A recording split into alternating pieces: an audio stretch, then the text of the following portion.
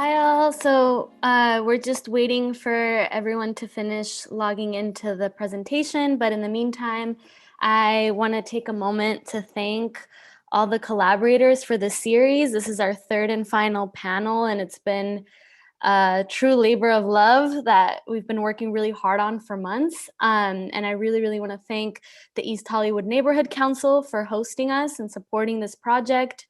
I want to thank the Anti-Eviction Mapping Project, who helped us with designing our redlining and gentrification 101 pamphlets that we've distributed in 5 languages in the community.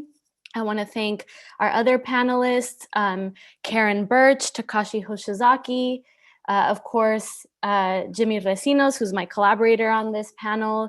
I want to thank James Bennett, who's helped with every technical aspect of this panel series. I would like to thank Doña Elvia for joining us last week as well, and for Stefano Medina of the LA Tenants Union, and our wonderful interpreters who have made this panel series accessible in Spanish, Monica Bravo and Rachel Ocheto. They've been really, really important in making sure our Spanish-speaking neighbors are able to join this panel. And if I'm missing anyone, JT, let me know. Not missing anyone, but maybe a thing that we want to shout out, a very special news item. Yes. So, this is our final panel of the 3-part series, but we wanted to make sure that this project lives on beyond just these 3 panels. So Jimmy and I have been hard at work actually working on a magazine that archives the themes of these 3 panels. So redlining and the stories of the history of the neighborhood, gentrification, and of course housing. So we actually have a pre-order available. We're gonna go to print next week. So if you want to pre-order our magazine, go to jimbotimes.com. jimbotimes.com. You are able to purchase the magazine.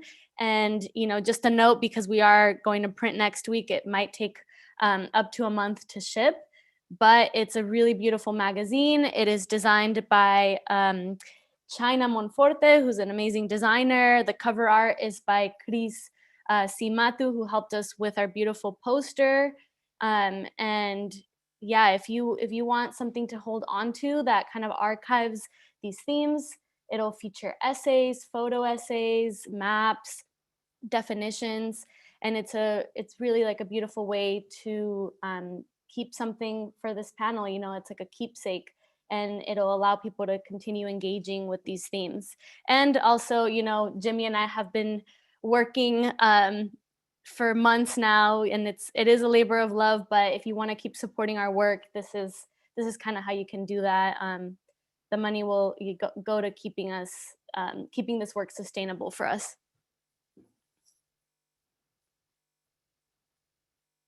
All right, so Nina, do you want to talk a little bit about how people can join in Spanish?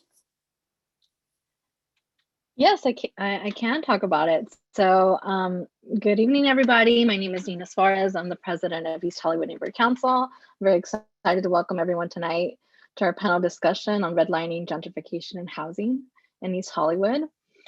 And I'm going to talk about our translation. So this event is being offered with simultaneous Spanish language translation. And to access this service on your Windows or Mac computer, please click interpretation icon on the lower right of your webinar control panel, then select Spanish.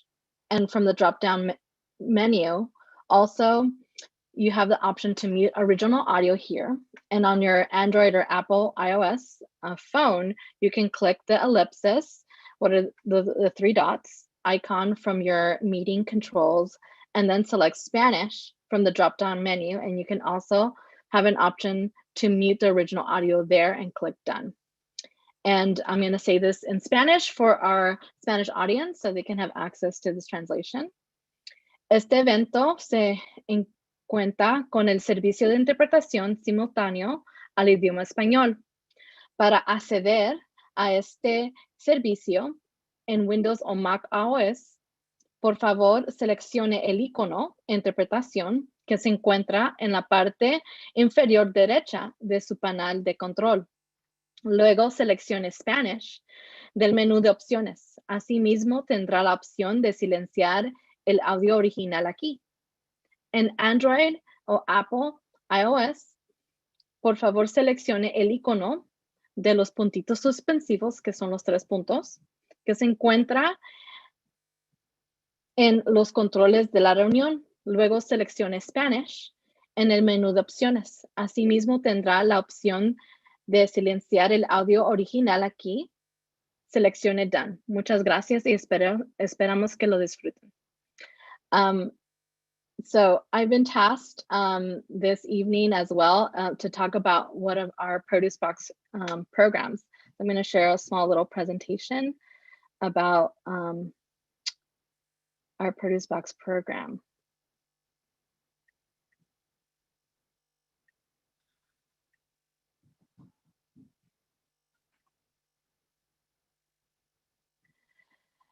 So hi everyone again. We have some amazing news. We've partnered with Rick's Produce and Children's Hospital and the council member Mitchell Farrell's office to have monthly Produce Box giveaways starting on April 18th and ending in December. Please look out for more information via our EHNC social media platforms, including our website and our newsletter. So the Produce Box program started as a response to the Safer at Home order issued by our city and county back in March of 2020. These orders essentially caused a panic throughout our city. Markets and grocery stores were not stocking fast enough to keep up with demand. Our first Produce Box distribution started on Easter Sunday, April 12th, 2020, and it started with a few neighbors and my personal friends who donated money and their time to purchase and deliver produce boxes. In May, the Department of Neighborhood Empowerment allowed our neighborhood council to allocate emergency funding to support the pandemic. We decided to purchase produce boxes from our local farm to market grocer, Rick's Produce Market. Over the last 10 months, we have given away over 2,000 produce boxes to our stakeholders in East Hollywood. I want to personally thank our volunteers that have helped us throughout the last few months, including Myra, Jules, Caitlin, Alejandra, Ruben, and the Children's Hospital staff that organized on-site volunteers. If you want to volunteer, please email me or check out our volunteer Google form found on our Instagram. To learn more about our Produce Box program, please visit JT, the LA Storyteller podcast, episode 17. The East Hollywood Neighborhood Council was given in 2020 to 2021 $32,000 in funding to allocate in our neighborhood. And we can do that in 3 ways: through outreach, community improvement projects, and neighborhood purpose grants. This 3-part panel series is a recipient of our neighborhood purpose grant. You can get involved with our neighborhood council by being part of all these committees listed here: arts and culture, budget and finance, but business, bylaws, ethics and standing rules, executive, homeless and displacement prevention, outreach, LGBTQ plus alliance, planning and land use management or PLUM, public safety and sustainability, youth and education. Becoming involved in our neighborhood councils are important because we can support programming such as our Produce Box giveaways, as well as this 3-part panel series. To find out more about our governing board meetings or committee meetings, please visit our website, which is www.easthollywood.net. And thank you. I want to introduce our host for tonight, which is Jimmy Racinos, and he's the editor-in-chief of Jimbo Times and the host of JT, the LA Storyteller podcast.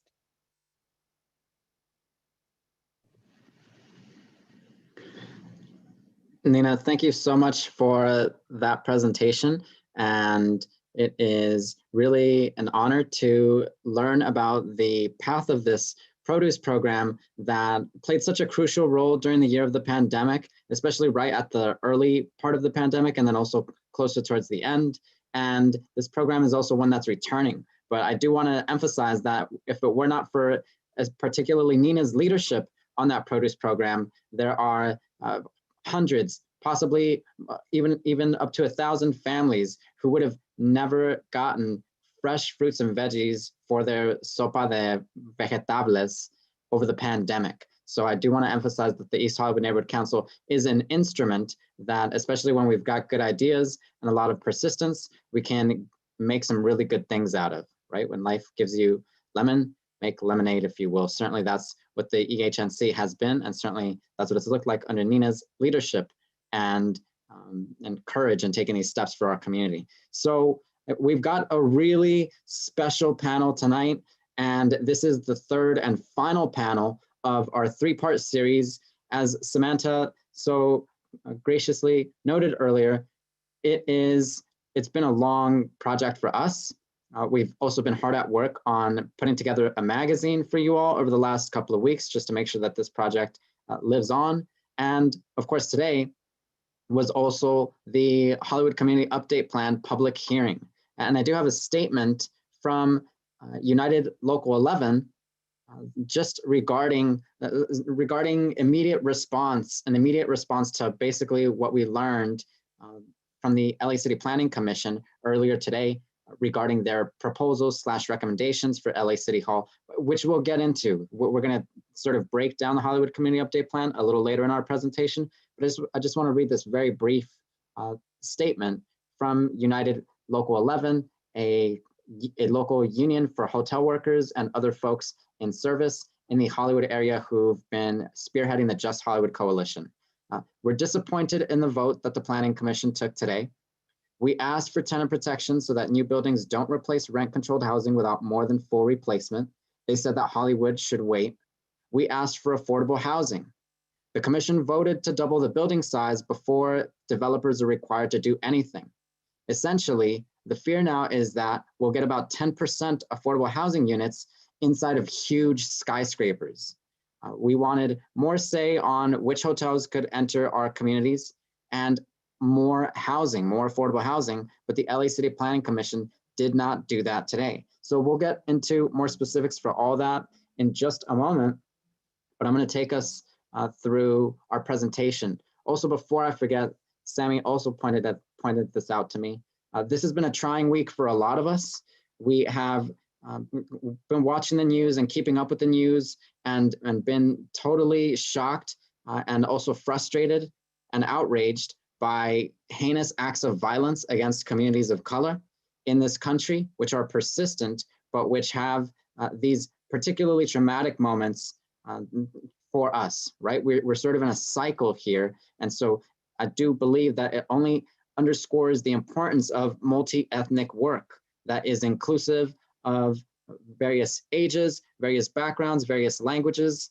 And certainly that has been this project for us. We've grown so much in working with so many different kinds of people just over the last year, over the last couple of years. And so we wish this on every community. We wish this for every community because it is a gift. It is a liberation to free ourselves from racist mentalities. And certainly we've seen that over the course of this project. And we wish this for more of our communities, especially as we heal. We hope that tonight is a special storytelling session for everyone that ultimately looks towards community, because that's what we do despite everything. Certainly that's what we've seen with redlining, gentrification, and housing in East Hollywood.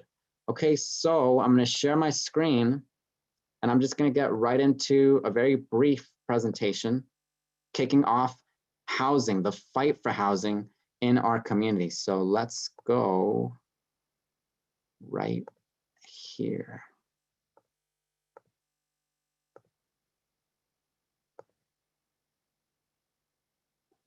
One moment. Okay, yeah.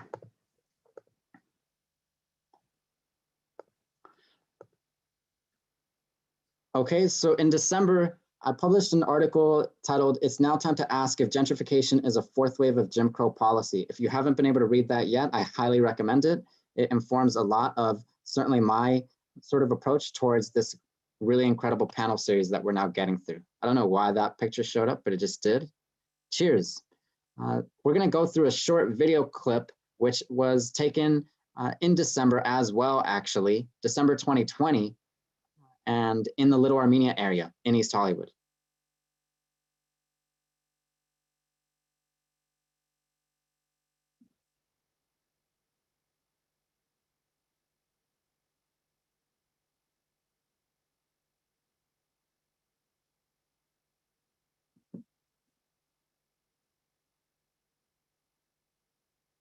So as you can see there, this is the destruction of what appears to be a single family home in the Little Armenia area. And the reason that this is particularly alarming is because less than a mile from this home is the 101 freeway, which is filled with encampments set up by the unhoused in East Hollywood. By last count, there are at least 4,000 people without shelter, 3,200 of which on any given night have no place to sleep except the sidewalk or places like the freeway. And so this was in December. December, some of you all might recall, was about maybe the 7th month of what was supposed to be Project Room Key. Project Room Key was something that the LA Homeless Services Authority was supposed to initiate so that at least 15,000 of our approximately 60,000 unhoused individuals would be sheltered immediately given the COVID-19 scare. But as you can see, by November 23rd, Project Room Key Tracker, a data analysis of the city's progress, marked that not even 5,000, less than 5,000 of the goal of 15,000 were in fact in hotels for temporary shelter. So for me, what is particularly grotesque about watching a home being destroyed as we have homeless encampments is that you don't need to go to planning school to understand that you don't destroy housing that is much needed, especially when there are people less than a mile away who need that shelter. So before we get into the big logistics and some of the major debate here, it's my pleasure to introduce our panelists. Our first panelist is actually Chancee Martorell. And Chancee, unless I've missed anything, please tell us a little bit about your work in Thai-Town and your work at Thai CDC regarding housing, especially affordable housing for immigrant communities, for Black and immigrant communities in East Hollywood. Hello, everyone. Thank you so much for having me on this panel. I feel so honored and privileged to have been invited to be on this panel that addresses gentrification and displacement in East Hollywood, a community that I love and hold dearly in my heart because Thai Community Development Center has been working in this community for almost 30 years, 26 years to be exact. And Chancee, actually, to be sure, we do have one note that I missed. We'll get right into your presentation. Sammy, take it away for us, and then we will hear from Chancee. Sure, not at all, not a problem. Sorry about that, Chancee. Yeah, I mean, I just wanted to kind of capture a summary of what we've talked about in the last two panels and how it relates to this panel. So, you know, in the first panel, we talked about redlining and these like historic forms of exclusion and disinvestment in our neighborhood and how that disinvestment led to neighborhoods like ours being vulnerable to gentrification and displacement. So the reason that we're focusing on housing for this panel is because housing really is the future. And it's one of the, when people ask, you know, what are the solutions to gentrification? I get that question a lot on my Instagram account, This Side of Hoover. And, you know, the solutions are complex, they are big, but one of those solutions includes dealing with the affordable housing shortage that is in the tune of 500,000 units that are needed in our communities. And so this panel will really focus on housing as we look towards the future. And this is why we've brought this group of panelists together, because they've really been fighting for equitable housing in our communities, and they can really speak to some of the solutions. And this is why I'm really honored to introduce Chancee Martorell, who is a really important figure in Los Angeles and in East Hollywood specifically. She's worked for decades on creating equitable solutions for the Thai community specifically. And her story and the story of her organization, Thai Community Development Center, is really one story to look towards as a success story and as a story of what we can do as communities, right? So Chancee, I'm really honored to introduce you. Please tell us a little bit about the history of Thai CDC, the history of disinvestment in East Hollywood, and how your organization has fought back to create more equitable opportunities for the community. Sure. Thank you. Thank you so much for that wonderful introduction, Samantha and JT. I'll just go right into it without further ado. Thai Community Development Center was founded in 1994 on the idea that all peoples have a basic right to decent standard of living and quality of life. And since its establishment, we've addressed the multifaceted needs of Thai and other disadvantaged communities faced with substandard housing conditions and lack of access to basic health services, education, and quality employment opportunities. We were founded in the aftermath of two crises, the 1992 civil unrest in Los Angeles and the also 1994 Northridge earthquake. Both crises had a devastating effect on not just the Thai community, but the minority communities around the area that had been adversely impacted by these two crises, and left people displaced from their homes, jobs, and businesses.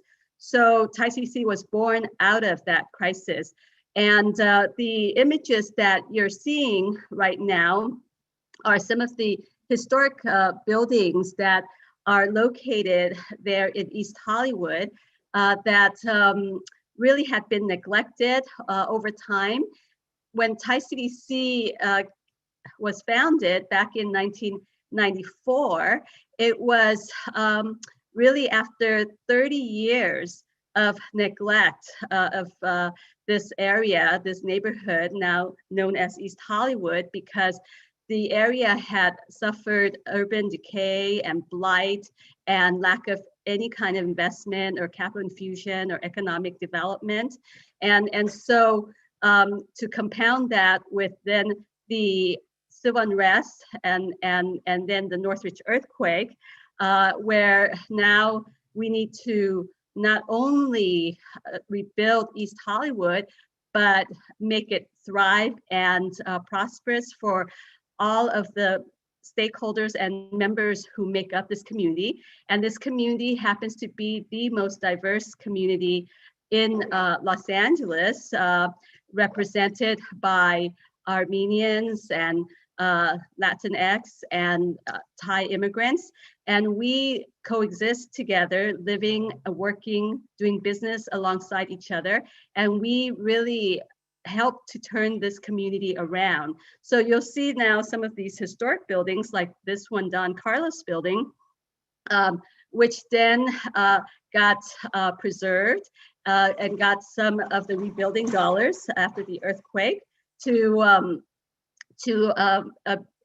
come to standard and also receive the kind of renovation that it should receive. And then you saw photos earlier of the Mayor building, which used to be the Louis B. Mayer office that became the MGM studios that that all of us are familiar with. That, of course, is how Hollywood, the romanticized, glamorous version of Hollywood is known for, right? The movie studios and the production of film.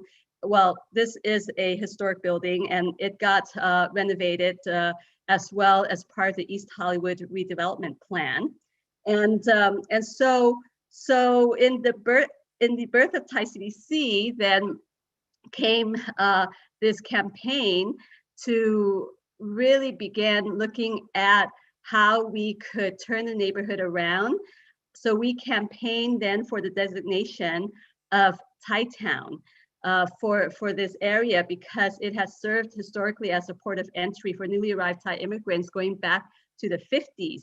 And because there's been a proliferation of Thai-owned businesses, and the Thai workers became an integral part of the Thai workforce, we felt that the fact that this neighborhood already has some of these cultural assets, we should try to use cultural tourism and creative placemaking as a way to generate economic development and to create jobs. As a organization that's trying to bring about equity, we are not only emphasizing turning neighborhoods around, but one of the major facets of helping stabilize communities is really to build affordable housing. And this is what this panel is on, is the importance of housing. While we do affordable housing, we have built hundreds of units of affordable housing in Hollywood and outside of Hollywood. We also define community development broadly. And so we are also engaged in small business development, entrepreneurship, financial literacy. And one of the projects that is currently underway right now in Thai Town is this business incubator and social enterprise we're building called the Thai Town Marketplace, which you see there. And that will help create 18 micro enterprises and also generate about 40 plus jobs in the community. It will be a community benefit because it's going to be on the Metro stop, which is the Western Gateway of Thai Town at Hollywood and Western. That's the Red Line subway station. And it provides a low-cost entry point to low-income immigrants to start a micro enterprise and business. And one of the other things we always engage in order to really engage the community is a lot of community planning and democratizing the planning process, which we could go back to when we talk about planning. But the other project that we also have here in Thai Town, as you can see, is our farmers market. Our farmers market, known as the East Hollywood Certified Farmers Market, is located right at the Portal Plaza of the Hollywood and Western subway station. And it's really a project that helps to provide access to affordable fresh produce to low-income members of the community who shop there and are able to use their public benefits. And we are able to do electronic benefit transfers or EBT transactions, and are able to provide market matches, a one-for-one match, $1 basically to dollar match of what they spend on their public benefit, and double their purchasing power to increase their consumption and purchase of produce. So these are some of the projects we are engaged in. And the other thing that I want to talk about is that if we want to ensure equity in this area, not only has Thai CC sort of become this force to be reckoned with, and as some people have described us to be, but also a sort of a gatekeeper around the interests, the material and social interests of disadvantaged and vulnerable members of the community. And so it was back in 1998 that Thai CC pushed for a community vision of what the plan should be around the metro stops that became the ordinance that got passed in 2001 called the Station Neighborhood Area Plan. And if you could go to the next slide, the Station Neighborhood Area Plan had these elements that we actually had ensure be included in the guidelines for developers to follow. And those elements in the specific plan include that developers, if they're going to build anywhere near the Metro Red Line station, specifically a quarter to up to a half-mile radius around the Metro Red Line station, they have to encourage, they have to develop a project that would encourage increased public services and increase access to transportation, public transportation, because it is a transit-oriented community after all, and that would promote walkability, that would increase public safety, that would also promote some public improvements or increase public improvements in the area, that would create more jobs that are living wage, and also jobs that would be filled by local members of the community, and also, of course, most importantly, more affordable housing around transit, and promotion of small mom and pop businesses, not just the chain stores, and a real environment that promotes civic life and that could help to socially integrate the diverse members of the community.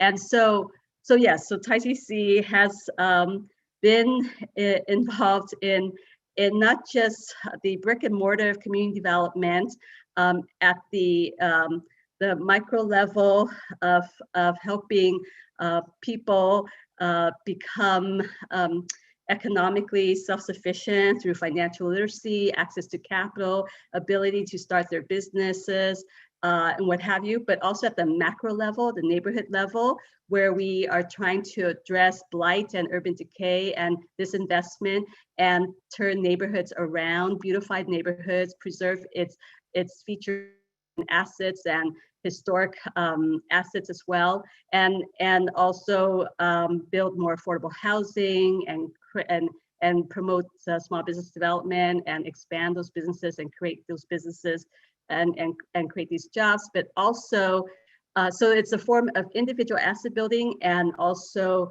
a form of community asset building, but also TICC, because we are addressing not just equity, we're addressing long-term sustainability of communities.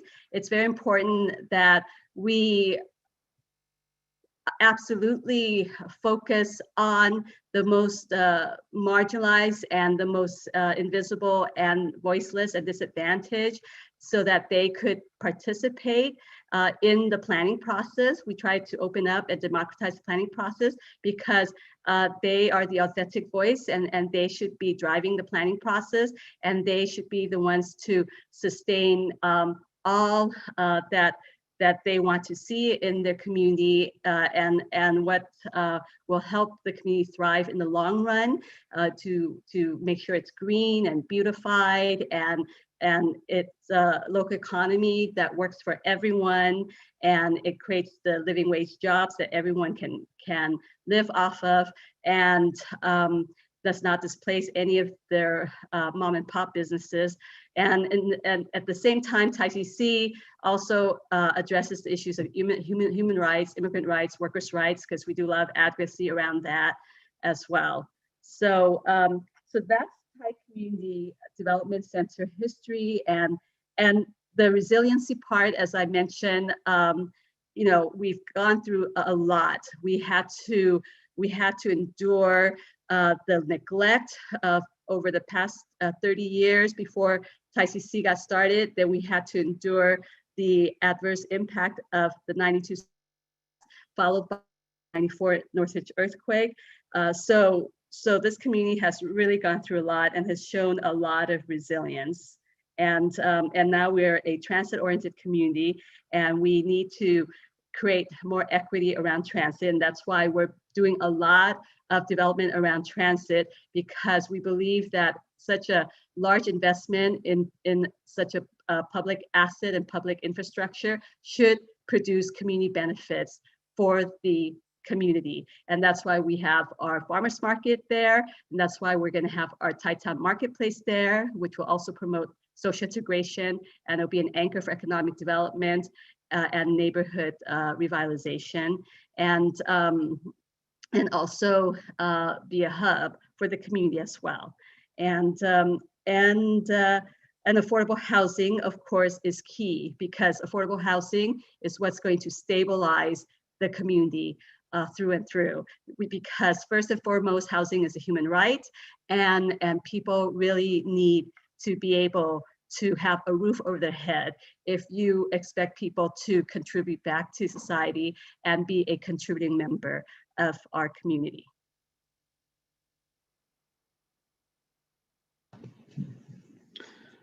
Chancee, So with thank that, you I guess so I will much. conclude. Thank you. Yeah, yes. Thank you so much. I did want to ask like a quick follow-up, like, you know, it seems like early on, as you were starting Thai CDC, you kind of saw the potential for the community to go through gentrification, and you kind of acted preemptively, it seems like, right? To kind of curb some of the negatives effects that could happen with gentrification, like displacement. What was your thinking around that, and how did you kind of deal with your thoughts around like the possibility of the neighborhood gentrifying? Yes, well, as soon as we learned that the Metro Red Line was going to come through East Hollywood back in 1998, we immediately responded by bringing together multiple stakeholders, the community, and these were diverse stakeholders. And we demanded from city planning and our city council member and from Metro that any kind of construction may possibly, even if it was temporarily displacing businesses, may possibly have this real negative impact on the community. So the community, there should be some kind of reparation for the community, or some kind of way for businesses to continue operating during construction, and there'll be enough signage to direct people to the businesses, because with all the construction, it might look like all the businesses are closed and what have you. So after we initiated those conversations, we also went further into talking about how, well, if there's going to be that kind of investment in public dollars into this massive public infrastructure, it's the public that should benefit. It should be a public asset. And so how are you, Metro, going to develop around the metro stations? Are you going to be attracting more market rate housing? Because Metro wants economic development and revenue generated from economic development around their stations, but all that revenue being generated may benefit Metro, but how's it benefiting the community? So should not that housing be affordable housing, and should not all of the economic development be focusing on helping local businesses as opposed to attracting chain stores and what have you? And so then the city of LA, through city council, then decided to contract Thai CDC, since we were so vocal about it.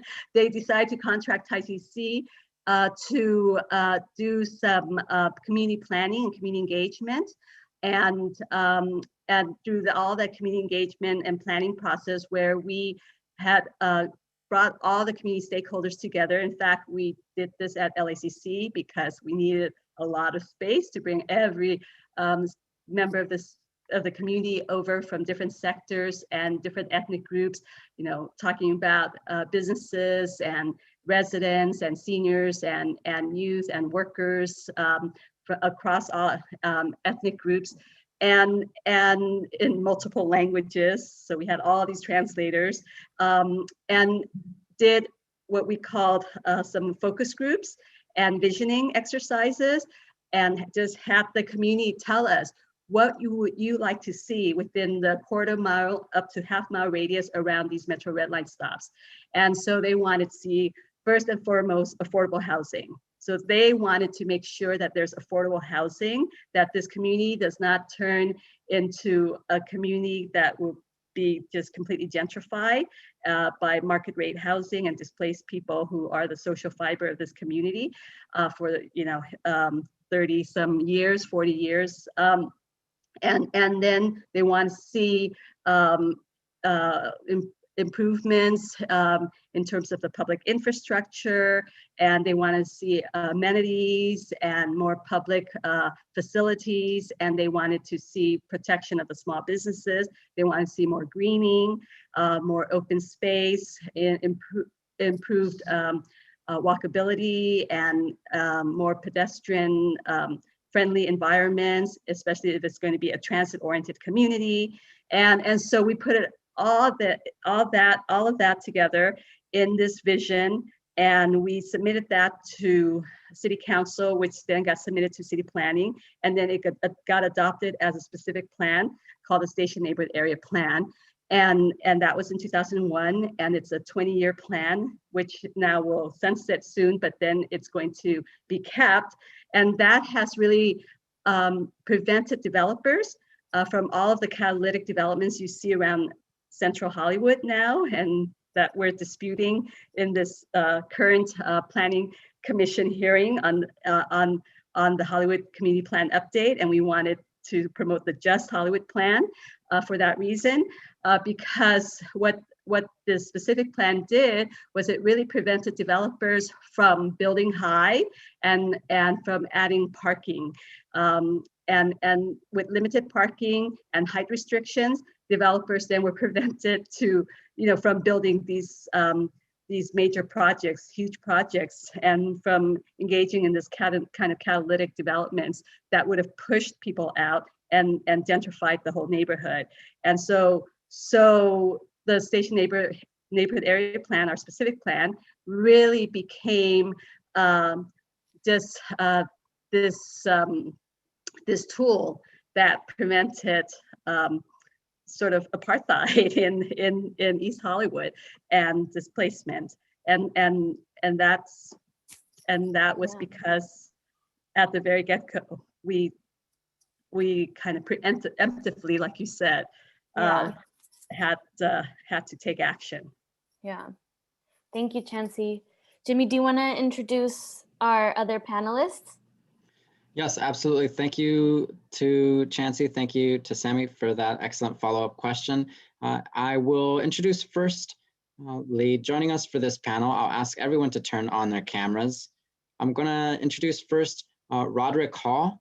Roderick is actually the Research Planning and Spatial Equity Project Manager at Pacific Urbanism, a community enterprise focused on using data and research to build more equitable communities.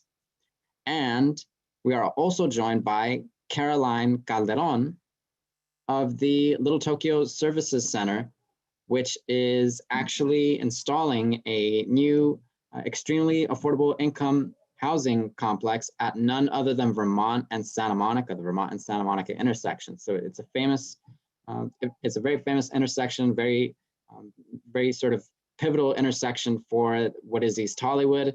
And so there's change coming, there's change. And I think, Samantha, something really great to see earlier was you're posting about LTSC actually, and then getting a little bit of feedback in terms of, oh, is this another gentrification project? A whole new development displacing the community again? And so we're actually here to break this down a little bit and really sort of dissect what is going on and whether all development is good or not good, and so on and so forth. So that's what we aim to do with this panel, which is going to be more of a conversation between all of us, more of a dialogue that everyone is allowed to jump into, if you will. And so, Sammy, do you want to kick us off with our first question for the room?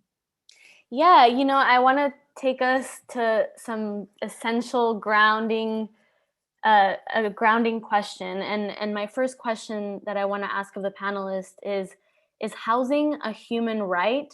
And if so, why?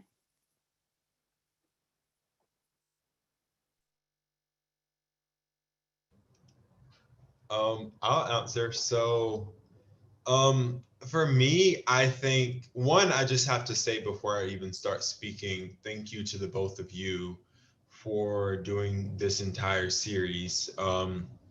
I think obviously I'm not from Los Angeles. Well, that's not obvious, but I'm not from Los Angeles. I'm from a small town in North Carolina.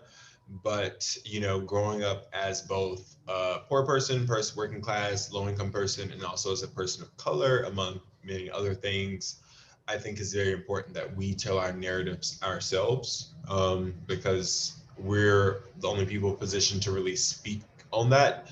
So, you know, whether you have people like myself or Caroline or Chancee who went to planning school, or you have other people of color who go into journalism, it is all very important for me because it is all working together for a better vision for our community. So I really want to just thank y'all both for this. First and foremost, I'm a big believer in giving people their flowers while they're here. So there's that. But then the second piece being, you know, it's been very eye-opening for me. I just moved to Los Angeles last year to like come into housing here and seeing what the housing issues are in Los Angeles. It's been a lot to say the least, but I say all that to say I do think that housing is a human right. I think we have more than enough evidence on what happens when people don't have shelter or a stable home. But more importantly, there's also evidence that talks about the psychological impacts of displacement to people, right? Like as a person whose ancestors were kidnapped from their lands and brought to a foreign place, and then being on a panel with people whose families, whether they are indigenous, you know, being Oaxacan, or just other folks of color who immigrated here, we all have this shared history of like land and housing and like just very tumultuous things that forces us all to bond, maybe a little too much over trauma, which is not always the best, but we do anyways. And so I think for me, when I think about that history and knowing the research and the data that's out there, it's no longer a question of is housing a human right. I think that should be a given at this point in 2021. I mean, we're just entering the year, but I think it should be a given. And I think that because we know what having not only a home, but a sense of like ownership and a sense of being like, you know, in this country and in this system, being in control of your life when you are a person who doesn't always get that, what it means and what it does to people over the long-term run. And I think, you know, every day having to leave my home and see people on the streets, first and foremost, directly on the sidewalks, is very jarring for me because I don't come from a place where that's common.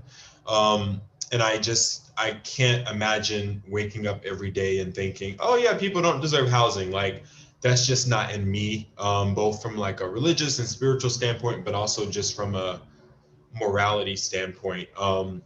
So yeah, that's just my answer to that. I'll let everyone else answer. Good evening. Building off what Roderick shared, absolutely, housing is a human right. You know, everyone has the right for decent and safe housing where you could be your most authentic self, where you could, you know, not having housing is a detriment to people's wellness, to people's physical and mental being.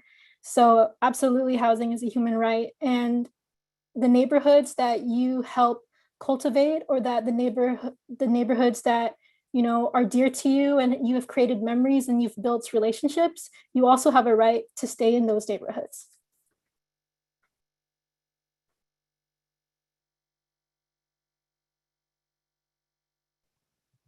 Well, I already spoke a whole lot and I already mentioned housing is human rights, so I will give the time back to our hosts. Thanks so much. That does lead into our next question, which is regarding this series, right, which has been redlining gentrification and housing in East Hollywood, but also throughout Los Angeles. At the beginning of our panel, we had two elders in our communities, an African-American elder, a Japanese-American elder, and during our second panel, we were privileged enough to hear from another longtime elder, and that of Doña Elvia of Superbond Bakery. And so time and time again, even just studying this history, studying the history of housing in a city like Los Angeles, while we in 2021 believe it's very clear that housing is a human right, That has not been the sort of concerted policy of the city, not in practice and not currently, right? Clearly, there's a contradiction, a tension. So you don't have to sort of be a planning expert to understand that something is amiss here. When we see that most people on the street happen to be African American males, followed by immigrant communities, there's a disproportion here, right? So what I want to ask actually is, if housing is actually very sort of clearly a Black and immigrants' rights issue, given policies of redlining, policies of deed restrictions, policies of exclusionary communities that disallowed and that fought tooth and nail to ensure that there was no housing actually for Black and immigrant communities. I'd like to ask if this is sort of something we need to call out as a Black and immigrants' rights issue, and therefore as a race issue in Los Angeles and throughout our country.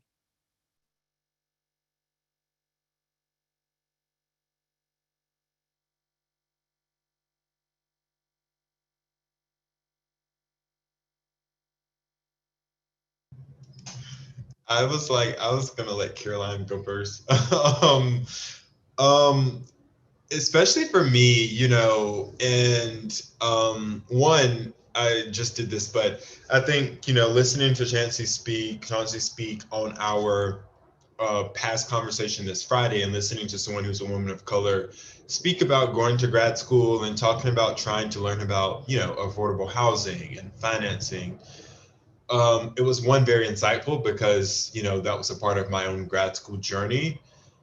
But I think when I think about housing and we think about this issue, it's housing, and it's just so much more. I think we all know that because, you know, a community isn't just the housing. It's, you know, I have this background of like Wakanda and like an aerial view of the streets, and you can see like a bus is right here. You can see public transit there. You see people and you see markets and you see these things that have always existed in Asia and in Latin America. And you see it existing in Africa. You know, we've seen these things exist in our communities for centuries. You see it in cocoa, right? Like, I chose that image because it's so beautiful. Density, what is that, right? Like, you see folks celebrating what is a very Latin culture oriented way of designing our built environment, which I think is just so beautiful to see in movies and cinema. And that really does speak to our own issues. But I think when you think about homelessness and you think about overcrowding, because the Latino community especially dealt with overcrowding in COVID-19 over the past year, I think, and I mentioned this on the call, we don't have a housing system that doesn't know how to not center the white middle class, if I'm being honest. When you think about redlining, you think about these issues that y'all have all talked so, you know, well about over the past two panel series. And someone said it last week, our system is designed to protect white capital, whatever that means, right? Like, it's not designed to give someone like me wealth. And we know that because Andre Perry put out a report that talked about the devaluation of Black homes within Black communities. And that lends itself to understanding what Latino, Asian, and Indigenous and Pacific Islander folks are also going through, where because of the color of our skin, our homes are going to be valued less, our communities are deemed less, you know. And so for me, when I think about, you asked this question, should we confront this through race? We absolutely should, because at the end of the day, when you think about housing, it's not just, oh, well, if we give people housing in a more economic, you know, safe area, they're okay. Because like, when I think about Trayvon Martin, or I think about the Asian family in Orange County who was like being, you know, essentially attacked by young white people, at every step of the corner, whether our housing is in our communities or it's in a white community, we are dealing with something that is causing our health and well-being to be put on the line for our survival. So it's something for me that, like, when you talk about housing inequity, I would hope that as the Biden-Harris administration is talking about building back better, and our governor is thinking about like housing, and our city council is thinking about housing, is something that doesn't kick in and say, let me reflect and let me center this for just the white middle class. Because the last time that happened, we got redlining, we got the demolishment of our communities, we got, well, you're not welcomed here if you are anything but Anglo-white. And that to me is connected to the history of what indigenous people have been going through for centuries, of like understanding that, you know, you took land from people, you broke treaties, and you said, well, this area is now desirable for white folks, so we're going to get rid of anyone who's not that to make way for that. And I don't really think, and that's been our housing market in its entirety since, you know, the foundation of this country. That's how it started, making way for white people by clearing out non-whites, if you will. So for me, when I think about this issue, and I like grew up seeing plantations, and I grew up seeing all these other things that reminded me that that's what we exist for, it's not a again, these things are no longer questions for me. Like, is this a race issue? Is this a this issue? It's more so, how are we coming out of this and designing systems that don't continue to perpetuate it? Can I also add that because we're in a capitalist economy and system, housing unfortunately has become commodified. Housing should not be a commodity. Housing should be, like we had said, a human right. And if we're going to really address structural inequalities in this country and systemic racism, and trying to reduce the wealth and income inequalities and all the social and economic disparities, we need to make housing a human right and really fundamental as a benefit for all people. And and when it comes to very low income, economically disadvantaged people, housing must be affordable. They must not pay more than 30% of their income on housing. How else would they be able to have enough to spend on other basic necessities, on groceries, on their children's education, and all the other basic things that maybe you and I can enjoy and take for granted, whereas they have to be scrimping and making ends meet. We cannot create a society where we have such a growing underclass that we then are accepting that we are creating a permanent underclass. We cannot come to the point where we've come to accept the creation of permanent underclass, because that is exactly what we are creating. And I don't see that as a healthy and thriving economy. Our economy should be one that is equitable and democratized, and that provides everyone equal opportunity, and that works for everyone. And it starts with housing. And can you just define equity for us and what equitable means as opposed to equality? I have a slide for that, if you saw. You could bring up that slide. Yeah, let me find that. Did you see that slide? Yeah. Just want to make sure people have an understanding of these of the words that we're using, because there is a difference. Yes, there is a difference, but I think that slide would be really, really good. It's one of the, there it is. Terms to remember. So there's, yeah. So there's the image that shows the distinction between equality and distinction between equity. So I will put it out there. What do you see in terms of the difference between the two?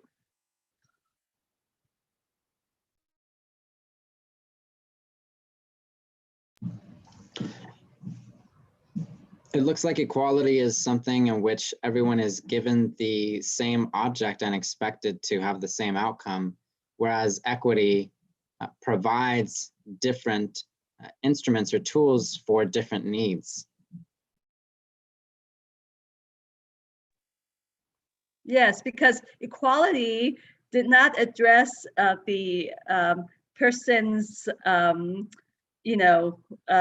disabled person's access, whereas equity did address that disabled person's access, to enjoy the same benefits, right? I mean, equality might have allowed the disabled person into this, I guess, sports arena or game, as well as allowed people of color and a child, but then they weren't at the same level. Whereas equity provided equal access to everyone, regardless of race, gender, age, and disability or ability, yeah, physical ability.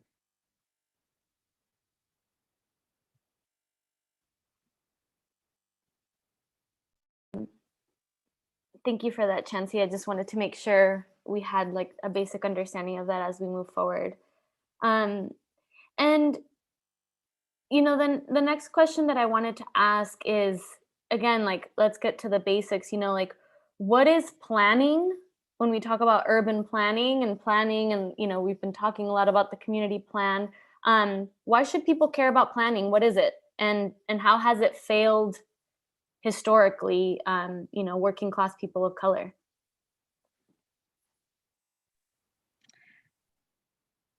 I could start, and hopefully Roderick and Carolyn could come in too. I don't want to dominate here, but I had a slide for that too, if you want to go back to a slide, because TICC has always been, for the past 26 years, engaging the community around planning and planning issues and helping them understand planning and the 101 of planning. It's in another, actually another file, Jimmy, that was the shorter file that I sent. If you want to look at the file I sent earlier, there was like 3 different files. Oh, I'm so sorry.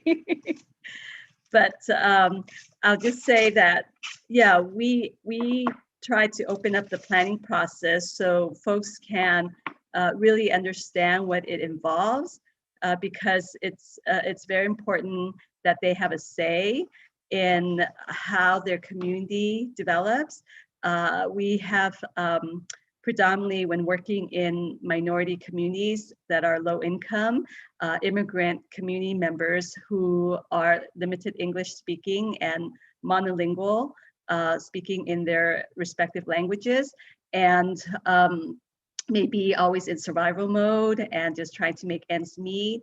But then when there's some kind of a development occurring in their neighborhood that may be a threat to their existence and livelihood, and not able to, exactly that, there it is, and that will not be able to allow them to continue living in that neighborhood, then it really becomes critical and vital for them to participate in the planning process and have a say, because they, being members of the community, are the prevailing voice and should have a say. And so we train them in not just leadership skills, but effective communication skills. And we help them understand the planning process and what planning entails, and then help them understand that as a member of the community, they have a right to go before the planning commission, before the city council, before the zoning administrator, to voice to all these powers that be, that they are not happy with this development. This development is going to displace them, and they they want to make sure that they're protected from this development and what have you. And so yeah, there's a lot of training involved. And so we have here the sort of community planning 101. And what, well, first of all, I guess, Jimmy, if you could go to the first slide with all these squares. Yeah, this one. So community planning 101, we have to define terms for everyone, what a general plan is, what a community plan is, what equity is, and what's affordable housing, what's rent control, what's zoning, what's displacement, what gentrification is, etc. And then if you go to the next slide, and then what is an equitable community plan? This, of course, I think folks who is working around equity in planning would agree that it would be a plan that would not displace low-income people, that would be oriented towards protecting low-income people like low-income renters and low-income tenants, that would provide the community its voice, and that would be sustainable and environmentally friendly, that protects local businesses and local jobs. So. Thank you, Chancey. Does anyone else want to talk about just what planning is and why should people care about it? Yeah, I do want to add that planning itself, it's both a practice and an institution. So here in Los Angeles, we have the Department of City Planning, and they are bound by laws and regulations that they're the power that be and that decides what gets built or what the programming on our streets, and just every facet when you walk down the street, it's really related to planning. But planning, when I say planning is a practice, it's more so related to who decides, and the types of the ways in which we engage different communities to understand what are the needs and what we need to build in those communities. So planning encapsulates so many things, where it's not just affordable housing, right? But it's how we move through our city, through different transportation, our freeways, our streets, our buses. Planning involves economic development. We look back to the discussion we had on small businesses, like how do we uplift small businesses at the same time.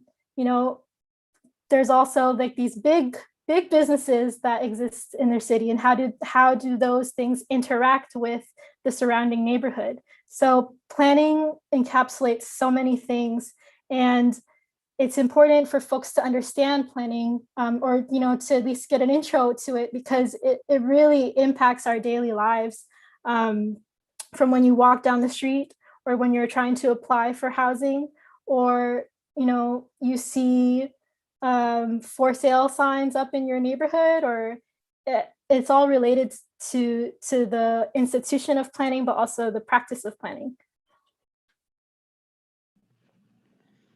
Thank you so much. And I do want to note something during our conversation in preparation for this panel that I found to be very compelling, when Roderick actually said that it's taken us as, say, a nation, as, say, a society, centuries to arrive to this technocratic way of explaining our humanity and also our oppression, right? So as non-white bodies in this society that centers and privileges whiteness, we're now in the planning area, sort of trying to outline how to be more humanistic in our practice, right? And so I do think that spaces like these, where we're centering non-white voices and uplifting experiences of of what exclusion has looked like, what exclusion continues to look like, how that continues to impact us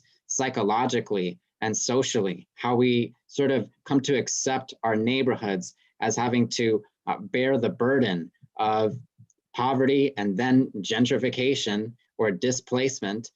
All of these things have also taken centuries to develop, right? And centuries of planning just as well. The sort of beginning of this research exercise for us was the Federal Housing Administration handing out loans for white families and excluding Black and immigrants from the same entitlements, right? So it's taken us a long while to get here. And with all that in mind, I want to ask a little bit about this Hollywood Community Update Plan, because we're talking gentrification, we're talking equity, we're talking planning. How has the Hollywood Community Update Plan been in conversation with this or not, given our experiences with Hollywood and what we see on the ground currently and what we've seen on the ground historically, at least over the last 2 decades? Chancey, I know you're going to have much to say. So this is a question for all of us, obviously, and just please go ahead and take it away. And if you guys could start out by first defining what the community plan is for anyone that doesn't know what that is. We want to make sure we're really accessible with our language. Thank you all. Yeah. No, Roderick, go ahead. I was going to say, if you want to pull back up that slide, we can just read off the definition of what a community plan is from that. And then we can connect what we talk about to the slide that we were so graciously given.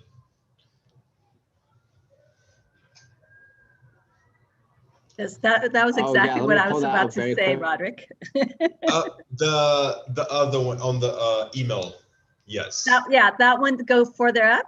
Yeah, before that, there you go. So the way I think about community plans, as a planner, I had the privilege of researching like Chinese cities and interning in Beijing and doing a little work in Taiwan throughout grad school. And then just thinking about this, you can kind of think about community plans as a way to impact your direct community, right? Like, we live in the city of Los Angeles. It's a pretty big city, right? You go from the San Fernando Valley down to the South Bay, really huge city from the west side to the east. But a community plan is a specific planning area confined to a smaller portion of the city of Los Angeles to discuss the totality of that community, you know, from parks to housing to jobs to everything that exists. And the example, of course, for that is the Hollywood Community Plan. Certainly the Hollywood that I grew up seeing on TV growing up in the East Coast is not the Hollywood I have come to know since moving to Los Angeles. And I was just talking to friends around how everything we've been told about Los Angeles from TV is not exactly what you see when you move here. You know, I thought I was moving to this progressive place with people of color and women and queer folks. You know, we were just like having a joyous time. And then I moved here and it was kind of like not exactly that at all. And so, you know, the question JT asks around, let's talk about this Hollywood Community Plan update and what's happening. I think first and foremost, what I learned today with what happened with the voting for the Hollywood Community Plan update is just very sad to see. I don't know any other way to describe it. You know, when this is probably a comparison to draw, not to project onto the people who voted and how they voted. But when I think about South Africa and Johannesburg during apartheid and like what white minority rule looks like, as a newcomer to Los Angeles, I can't help but think that's how this city operates. You know, you have this planning commission that is majority white, and then you have something like the Hollywood Community Plan, where you got everyone in the community, white, Black, Latino, Asian, Pacific Islander, you know, just all these groups to weigh in. You got academic experts to weigh in. You got all these people to weigh in and say, hey, we don't always agree on everything, but like, let's really figure out what's going to work best for this community to come together and build a coalition, and you still got a majority white panel looking at something that came from like the margins of society and kind of ignored that, I can't help but draw those comparisons between, you know, like I said, Johannesburg and Los Angeles, and like what white minority rule looks like in a city where 70% of the population is people of color, and yet we continue to not be able to make decisions for ourselves. That is something for me that I don't take lightly, because it helps us understand that whether white people are the majority based on population or not does not necessarily mean that the power has been taken away or the power has been restructured to be equitable. But then on the same front, what I really liked about this Just Hollywood plan is that it really spoke to how do we get into the nitty gritty? How do we discuss setbacks and floor area ratios and all of these topics that seem very, very far removed from, you know, the person who's just waking up every day trying to pay the bills, but you're trying to talk about these policies in a way that captures affordability. It really lends itself to trying to do that. It lent itself to trying to discuss street vending and local businesses. You know, that's what, not only from street vending, but to the Thai marketplace, right? And bringing these businesses back. All of these things are things that like folks understood who do this work, who've been doing this work for longer than I've been alive, if I'm being honest. We're like, well, we know like, okay, it's never going to always pencil out. It's never going to be perfect, but like, what can we try and get that doesn't feel like a compromise? And seeing that just kind of ignored and diminished by people, it's especially people who happen to also be white in this era. You know, we're coming out of not only 2020, but post January 6th, where we saw white folks try and like storm the Capitol. We just seen a white person kill 6 Asian women. We seen a white man be arrested outside of the VP's house with a assault rifle this week as well. It's hard for us to not, I think, as people of color, not feel some type of way, because as the saying goes, the math is mathing. And right now, 1 + 1 is equaling 2 across the board with these issues. And so, you know, when I think about like what I saw with the Hollywood Community Plan, I was excited because as a planner and being trained in this field, I know that it's never going to be perfect for myself or other people of color. But I saw people trying to really speak to the technicality of these policies in a way that could at least mitigate harm for our communities in ways that, like I said, it's taken centuries to begin to re-articulate again and again, and that was still diminished. So I'll stop there because I know a lot of other people have stuff to say also about this community plan update, but it was very jarring and very upsetting, I think, to see that, especially after this, oh, we care for Black lives and stop Asian hate and, you know, get rid of ICE, abolish ICE. And we're going to put Black women as the marketing strategy for our initiatives. And we're going to make sure women of color are centered. But you do all of that. And then when we bring you solutions, especially because, you know, we're not paid to do that. You're the people paid as local government to come up with solutions. We go out our way to bring you solutions, and you still take it up, you tell us that's not appropriate or you deny that, I can't say it doesn't leave a bad taste in my mouth. So that's just how I feel. I'll leave it to others to kind of discuss how they feel. Yeah, well, Thai CDC has been part of the Just Hollywood Coalition for quite some time since it began.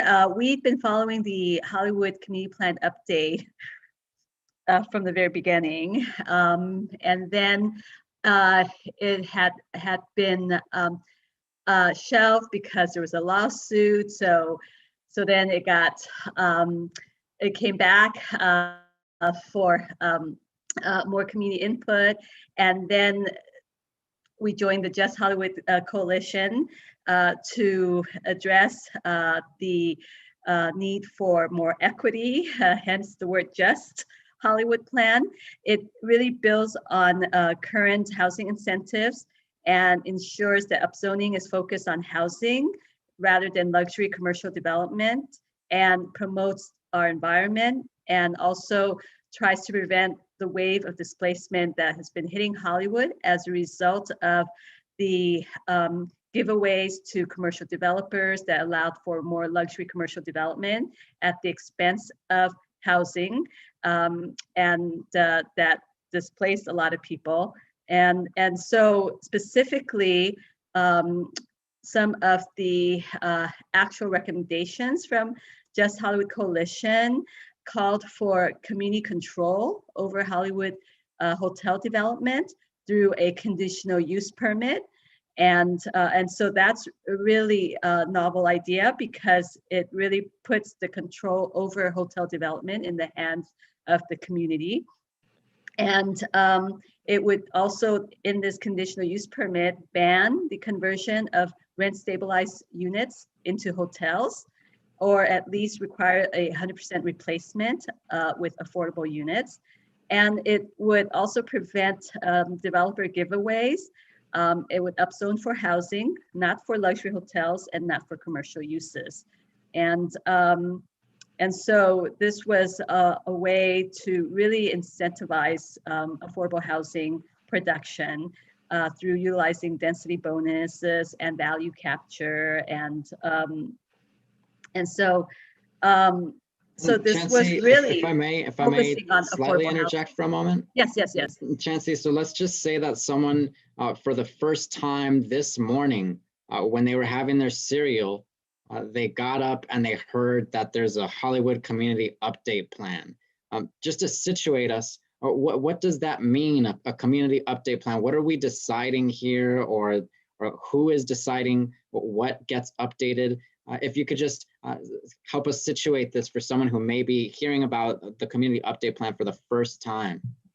Sure, yes, we did a lot of outreach and education around this too, to prepare the community to come out at these hearings. So when there's a community plan update, it's because studies have shown that there's going to be an increase in population, and Hollywood in particular is considered a regional economic center. So you're forecasting this huge growth of the population, and the need to mitigate traffic, and the need for more housing, supply of housing, and more jobs, and what have you. Of course, folks have also countered that, saying that the forecasting on population was much higher than it really is, and so there should not be then that much development. But nevertheless, it is a transit corridor, and so there should be some density around transit, but the question is whether it should be affordable housing around transit or market rate housing. So then what happens then is that the community plan needs to be updated, because the plan that was existing was based on population projections that are already outdated. And so when the community plan needs to be updated, then there's going to be a public hearing process for people to provide input, because the changes need to be made in the plan to accommodate that growth, supposedly, whatever that growth that has been projected. And so now it's an opportunity. So if people just woke up in the morning and heard that there's a Hollywood community plan update, then they should know that, oh, this is now time to update a plan that is out of date, that needs to be updated because of all these projections that were made by researchers and what have you. And if you live in Hollywood, then you should care and be concerned, because it's going to affect you, whether there's going to be enough housing, whether there's going to be more traffic, whether there's going to be amenities and greening and all of this. And so then there's a hearing. It's time for you to participate in that hearing and make your comments of what you think should be included in this plan. And it goes before the City Planning Commission. And these are made of folks, commissioners who are appointed by the mayor, who live in the city of Los Angeles. and who will be hearing from the public their input, and then they are a quasi-judicial body. So then they make a determination based on everything they've heard from various members of the community, the pros, the cons, etc. And on the advisement of the planning department, the zoning administrator, and the city attorney's office, whatever decision they make, hopefully would be a judicious one, and one that will be, of course, for the public benefit, because they have to take an oath of office that everything that they render, the decision that they render, should be only for the public benefit, not for the economic interest of any particular entity or person. And then that decision is made after they've collected everyone's input. So then that's how. And I'd like to, because that's how plan gets updated. Yeah, and this relates a little bit to zoning. Can we talk a little bit about how zoning has created segregation and how it affects the availability of affordable housing in LA?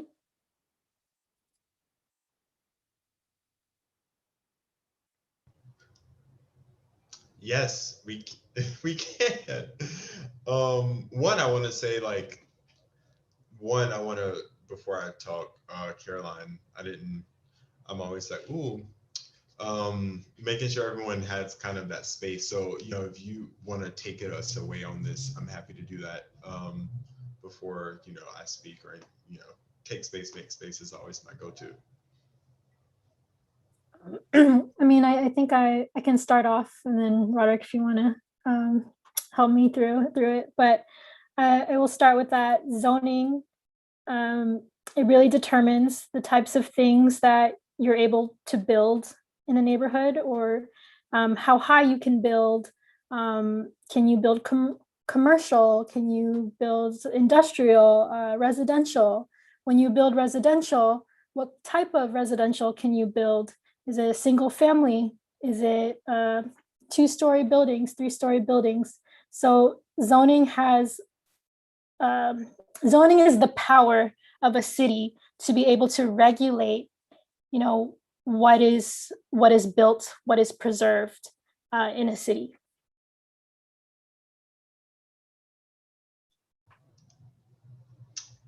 And yeah, if you want, go ahead, Roderick. Go. Oh, do you want me to go ahead?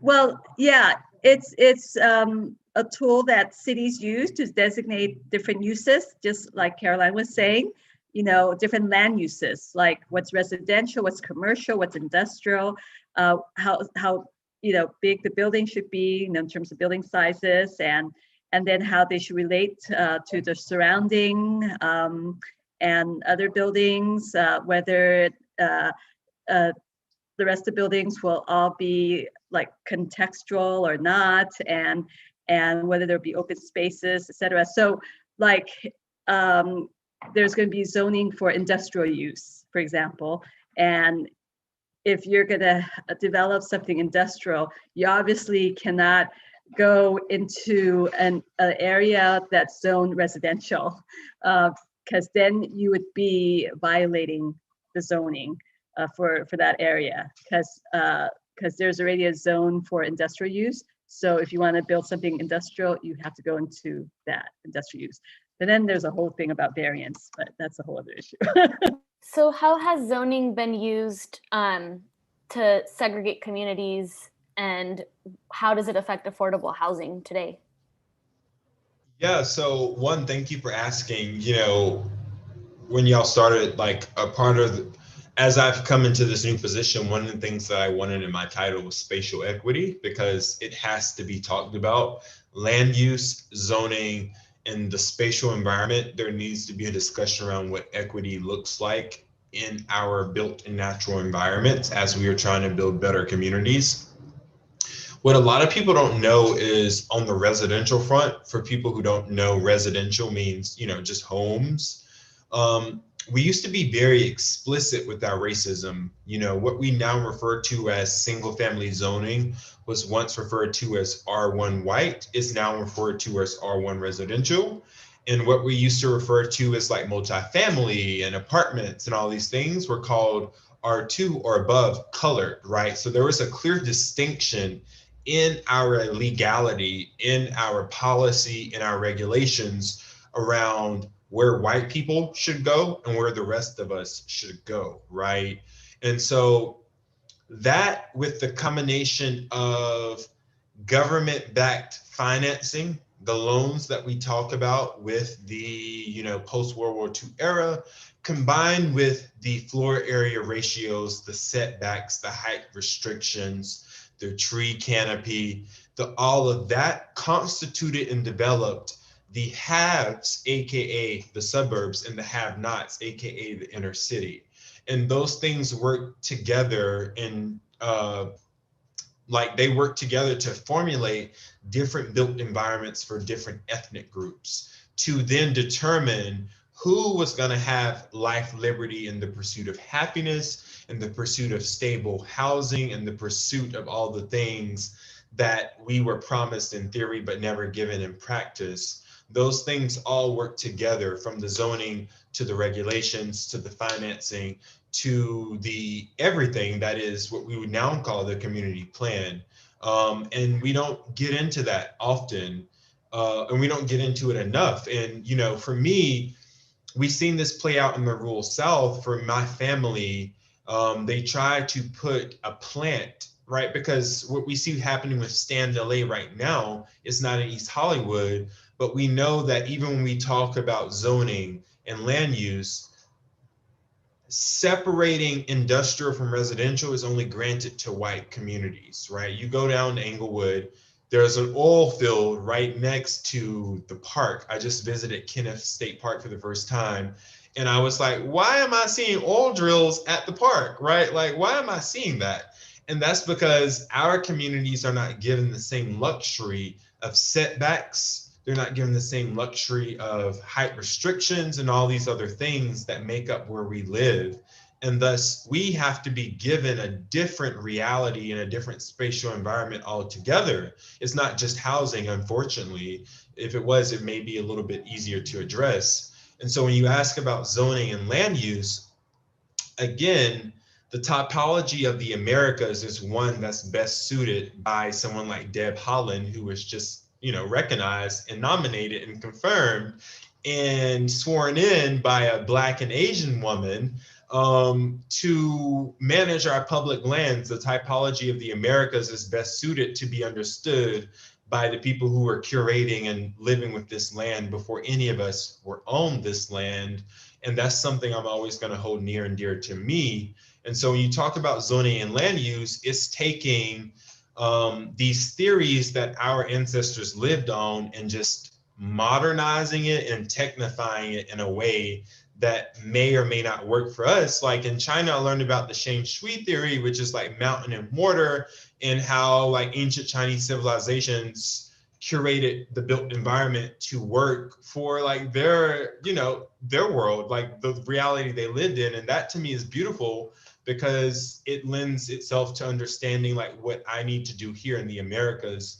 And I don't think we do enough of that. And I don't think, you know, as folks of color, we have always, you know, we're always pushed out of things like environmental justice and climate change and land use. And we're told that we don't have a space in these areas, but like that at the end of the day is what's determining everything for us. It's determining, like I said, life, liberty, and the pursuit of happiness. And if we don't address that fundamentally, then I can't, like, I've lost sleep already about this, but like, you know, if we don't address that, I don't see us having a better world, because at this point we can talk about race, but we also have to talk about the fact that our planet is kind of at a standstill globally around climate change and whether or not we're all going to survive. And we know that people of color are more likely to be in the floodplains and the fire zones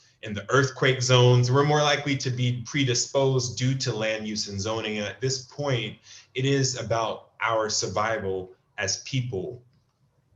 And I got really hyped, but like, that's just, that's why I entered this field, because like, it's real. Yeah.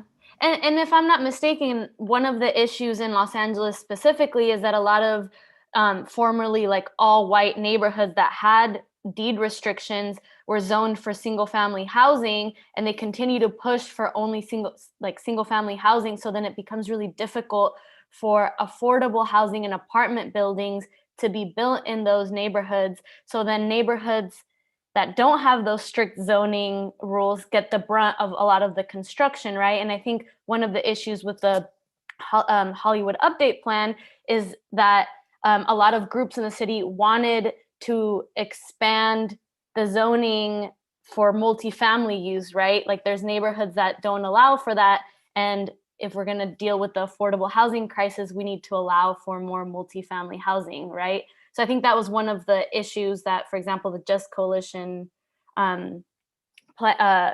group wanted, right? And it seems like that's what they're going to keep pushing for. I know someone asked, what are the updates in that plan, and why were you guys disappointed? Because I know y'all said it was disappointing, the decision, and I think people wanted to know a little bit about that specifically. And just before that, I do think that that's an excellent point, and certainly like when you dial into the Hollywood Community Update Plan, you're going to hear a variation. You're going to hear the racial tension in the city playing out, and you will hear about people with specific business interests who care about floor area ratio being increased because that means that they have a better payout for their companies. At the same time that they call hillside communities communities for historic preservation. And one thing that really frustrates me as I hear historic preservation is historic preservation of which group, historic preservation of which lands in this city, in this state, if you will. But just to center us for a slight minute, I do want to give our audience a little bit of an example of zoning, and zoning especially in Hollywood. So here, a good friend of ours, Alyssa Walker, is actually tweeting about something known as the Target Husk, which was at Hollywood and Sunset for about 8 years, if I'm not mistaken. And actually the reason for this, the reason it took so long to build this Target was actually due to a zoning issue. So the area was sort of scaled for pretty low scale zoning, meaning only about maybe 2 stories at most were permitted. But actually what ended up happening during Councilmember Garcetti's time as the district representative for the area was that there was a spot zoning exception made here. And so eventually some groups got a hold of this plan and they said, hey, hold on, isn't that a violation of the low scale zoning that you've got for this? And so this took 8 years to litigate out. But here you can see that the sidewalk was closed. So that is to say that pedestrians needed to just cross. They had no access to the sidewalk in East Hollywood for 8 years, right? 8 years, and this is East Hollywood, where we have a predominantly immigrant / working class community. So it sort of tells you a lot about what bad zoning and bad planning is, right? Now to cap this off, I really do recommend for readers this article by Alyssa Walker as well. I waited so long for the Target store to open that I don't want it anymore. And it really sort of delves into the way that we sort of spent a long time getting this Target to the community. And ultimately, now that it's here, if you walk past this area, if you walk past this installment, you've got about 2 ground floors worth of parking lot. So it's almost designed for cars, right? As though we don't have enough cars filtering from out of the 101 freeway already. We just made more room for parking lots. And Alyssa Walker's article really points out that, hey, in terms of concessions from developers, we probably could have built housing right there. And so we're in an affordable housing crisis. You just look at the street across from the Target Husk, because the Target Husk is now heavily surveillanced. There are unhoused people languishing on the street. We could have built housing right on top of the target. And so that's an example of bad zoning, bad planning, and then bad concessions from the developers, or bad concessions given to the developers, right? Can I say something too about that? I'm very familiar with that project because I was on the Central Area Planning Commission at the time. First of all, the target development had to be in compliance with the station neighborhood area plan, because that's within a quarter to half-mile radius around the metro stop, that being the one that Hollywood and Western metro stop.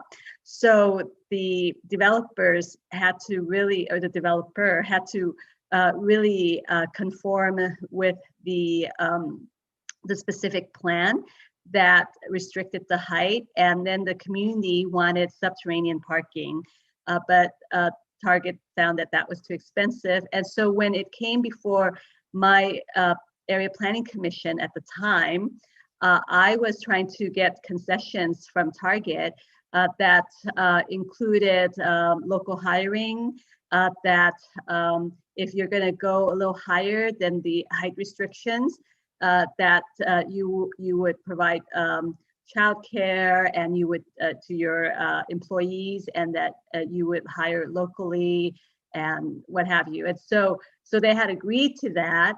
But then, of course, rightfully, the community had the right to sue because it violated the specific plan, which then went to federal court, and the federal judge agreed because it was a violation of the specific plan.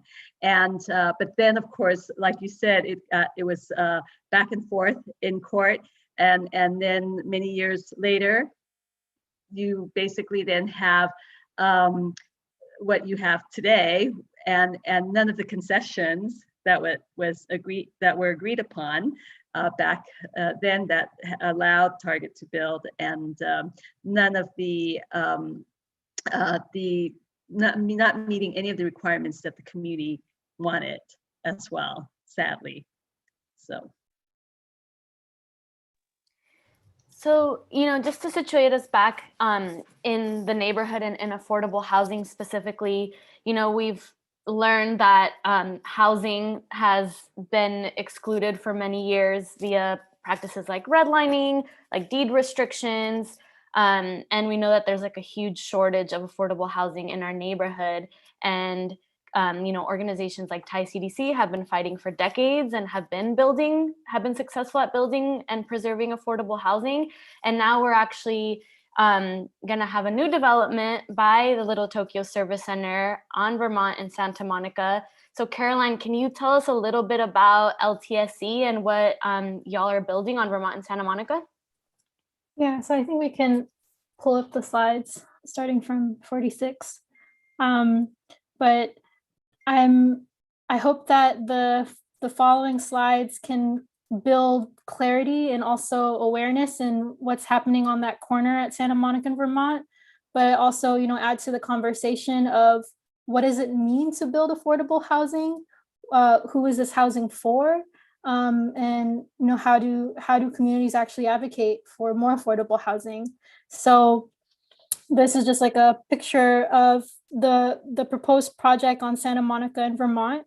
You can go to the next slide. Before I talk about the project, I just wanted to introduce the Little Tokyo Service Center for people who may not be familiar with our work. Our organization is a nonprofit organization. We are founded by a group of Japanese American activists who advocated for culturally responsive and linguistically responsive social services for the Little Tokyo community and broader Japanese American community in Southern California. In previous panels, we've discussed, the legacy of displacement and incarceration of Japanese Americans during World War II. Decades after that time period in the 1970s and 80s, we also saw hundreds of affordable housing units in Little Tokyo were demolished as a result of urban renewal projects throughout downtown Los Angeles. So the photo that you see here is just an image of the advocacy that LTSC is rooted in to preserve affordable housing.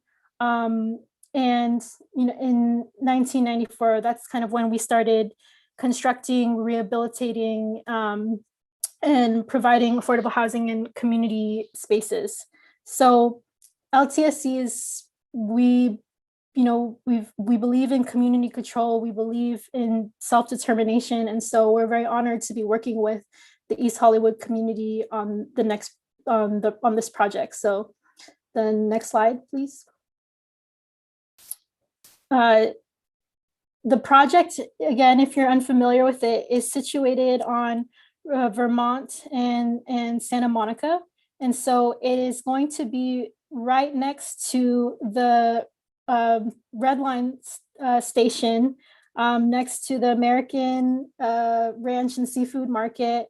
And then also, the parking lots that, if you live in the neighborhood along New Hampshire, that huge parking lot, that's kind of where the development is going to take place. Next slide. So we are building 187 units of affordable housing, studios, 1 bedrooms, 2 bedroom, 3 bedroom. All the units will have access to an elevator. Each unit will have it, each resident will have their own bathroom. And it is there's also going to be appliances and energy efficient fixtures in each unit. Half of the units in this project are permanent supportive housing units. And so those will also be fully furnished with bed frames and desks and kitchenware and bathroom necessities. And because of the type of funding that this housing is utilizing, it is going to be energy efficient, transit-oriented development. And what does permanent supportive housing mean? Permanent supportive housing is a type of housing that is targeted to house homeless households. So when we say permanent supportive housing, it's not just about getting someone housed, but it's also about the services that are available to them so that they can retain their housing, so that they can also, find employment or get access to mental health services. So permanent supportive housing is not just about the housing itself and the affordability. It's about serving homeless households, and also adopting housing first principles where, we want people to be able to stay in their housing.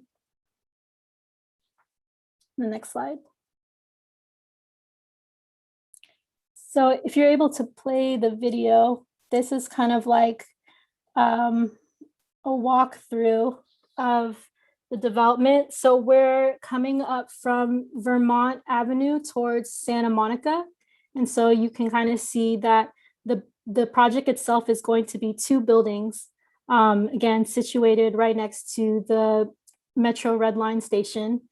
And there's going to be a lot of on-site and off-site improvements, adding more signage, more trees to that area, and also hoping to have a pharmacy. And then on this right side, you'll see we're hoping to get like a legacy business food court. The video is kind of long, so we don't have to go through the whole thing, but just to kind of, so people can visualize. This is a very big project, 187 units right on the corner of Santa Monica and Vermont. So rad, Caroline. Yeah. So yeah, I'll make sure to share the slides. And what does the legacy business food court mean? So this particular project it's a project that LTSC did not do alone. It's actually, we're building off 3+ years of community outreach and community visioning, building off the work of like organizations and people like Thai CDC and Chancee. This project is really it's about what the community wanted to see in their neighborhood, and so I think through previous community meetings, it was expressed that a lot of small businesses, a lot of places that are dear to East Hollywood residents are leaving the neighborhood, and so people wanted to see an opportunity for some of those small businesses to return. Or we also learned from small businesses that they are experiencing rent increases, and I can imagine now, even during the pandemic, paying rent, as a small business. So the goal of this food court is to provide a chance for legacy businesses that have been around in East Hollywood for a long time, to get access to affordable space to run their business. Got it.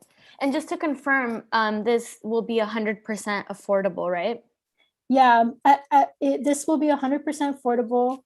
Again, the on-site where all residents will have access to social support services with our service partner, Housing Works. And again, Housing Works, and there will be an on-site property manager. We really believe in the principle of, ensuring that people can retain their housing. And so we'll work with community members, or we'll work with residents to ensure that they're able to stay, and then also cultivate a community that they feel comfortable and that they can grow and thrive. There'll also be community rooms, outdoor courtyards, barbecue space, a garden that will be open. And then in the next slide, when we're thinking about like the neighborhood at large, there will be improvements to transit. The Metro will be building a bike hub at the development, and then we'll also see streetscape improvements. So things like lighting, trees, signage, trash cans, bike racks. Those improvements are possible because this is a transit-oriented development. And then we'll also have a federally qualified health clinic at the ground floor. And like I mentioned earlier, a pharmacy, convenience store. There will also be a small cafe space that, again, we do want to target legacy businesses, or businesses that really have a stake in the community.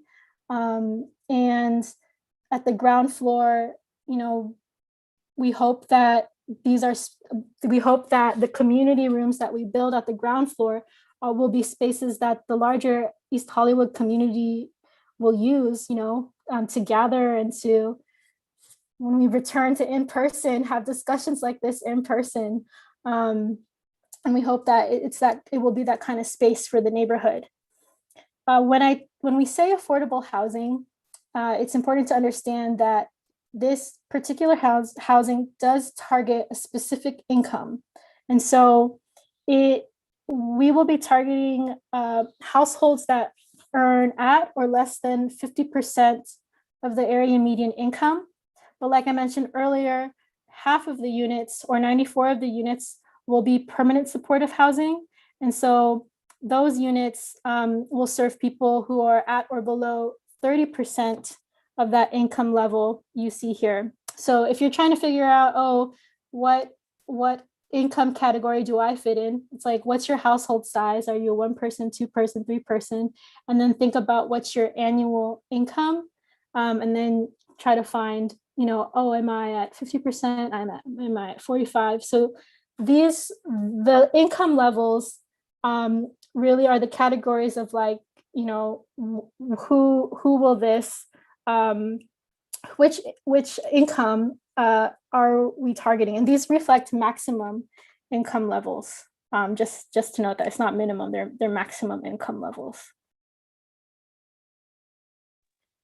And then in terms of the rent, it's very similar, that we are targeting 50% area median income and below. And so these rents are still being finalized, because we're still pushing through securing funding for this project. But then you can get an idea of what the rents will look like. And half of the units, the permanent supportive housing units, will also be supported through what they're called like Section 8 project-based housing vouchers. So they're the tenants who live in permanent supportive housing will also be assisted by vouchers. So they're not going to pay that full rent that you see there. So how does a project like this happen? I think people are curious, like how does the funding happen? Like, is this too good to be true, Yeah, I mean, I think Chancey can also speak to this, but building affordable housing requires an immense amount of funding, and that is because of the time it takes to develop your project, but also all the rules and guidelines that you have to fit your project within. So there's also like the costs of the materials that are rising now in the US. So the funding for affordable housing is quite complicated, because it's not just one source of funding. You are accessing city funding, you're accessing county funding, state funding, federal funding. You need all these different types of funding sources to build affordable housing. And how will the project ensure that it's actually going to the intended people, right? So like longtime residents and like extremely low income residents, how will that be ensured? And also, how can people apply for this? So I think in terms of, serving extremely low income and very low income households, the funding sources of this project do require some kind of income certification. So, just to ensure that, we are really serving extremely low income people through this project. And then, I think in terms of, who gets to apply, part of it is if you are homeless, and you have to go through the coordinated entry system here in the city, and you will get a referral to apply to this project. The other units that are available at this project will be open to the general public, as long as you income qualify. But then I think in terms of getting people from East Hollywood to apply, I think that's where community partnerships and engagement is key. Because of fair housing laws, there's no local preference in this particular project. I think other affordable housing, there are preferences like that, but for this project, it's kind of like anyone can apply. So community partnerships and community engagement in East Hollywood is going to be key to make sure that people in the neighborhood know about it, and that we have workshops about what we can do to get people ready to apply. And also, we want to continue working with groups like the East Hollywood Neighborhood Council to get the word out when we're ready to do the marketing for this project, so that folks in East Hollywood can apply and they can also be ready to apply. Yeah, and I got just maybe two brief questions. that are also for the entirety of the panel. We're at about 2 hours now, and certainly we want to respect your time as well as that of our attendees. One, going back to financing for a slight moment, how are these projects funded? And then two, it's a two-part question. Why don't we have more of this across the city of Los Angeles? I think those are two well-connected questions.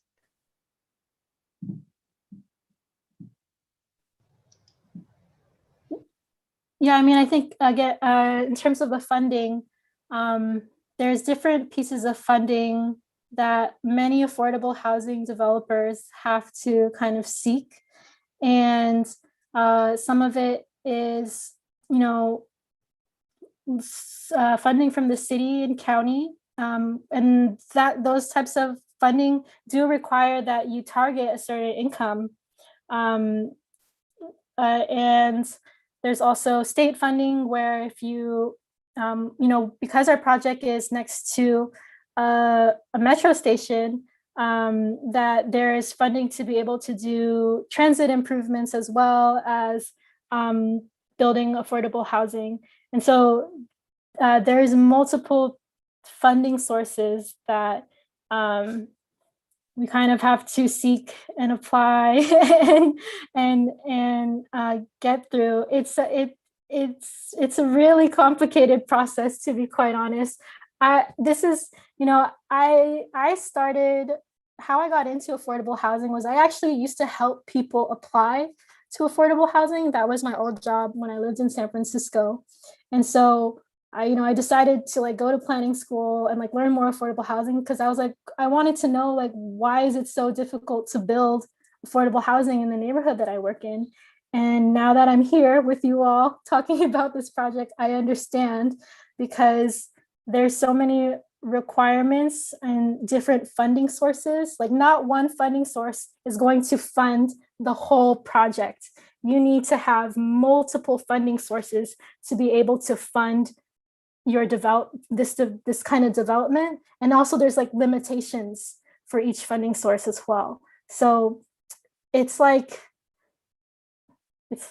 there's a lot of pieces to be able to build this type of housing. Yeah. I mean, and it brings to the question, right? Why is it that nonprofits are kind of the ones having to deal with building affordable housing? It's clearly very complicated, so it makes it difficult for just nonprofits to solve the problem, right, of affordable housing. Can y'all talk a little bit about why it is that nonprofits are tasked with doing this and why the government isn't doing so? Yeah, it's very unfortunate indeed that nonprofits end up filling the gap when really government should be building these types of projects because they are so expensive and so complicated. And as Carolyn said, it takes layers and layers of what we call financing. You have to really understand financing to finance such projects. And I call it creative financing because you have to get creative. You have to seek out multiple sources, seek out multiple sources like tax credits and grants and government funding and what have you. And so it gets really complicated. And then because it takes so much time from like pre-development phase to development phase to then construction completion, it could take upwards of maybe 3 to 6 or maybe even 8 or even 10 years while people are languishing out there for housing. You have unhoused people, you have homeless people who need housing tomorrow, today, like right now. And we really don't have time to spare and to take all that time to line up all the financing and to do the feasibility study and to do all the environmentals and then to do then to get into the finally the site acquisition phase and secure the site, have site control, because you can't even get the financing until you have site control and show that you have site control.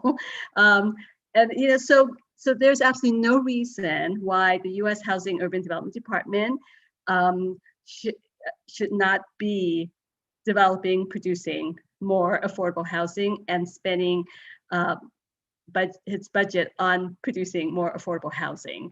It has had its budget shrunk over the past 30 plus years.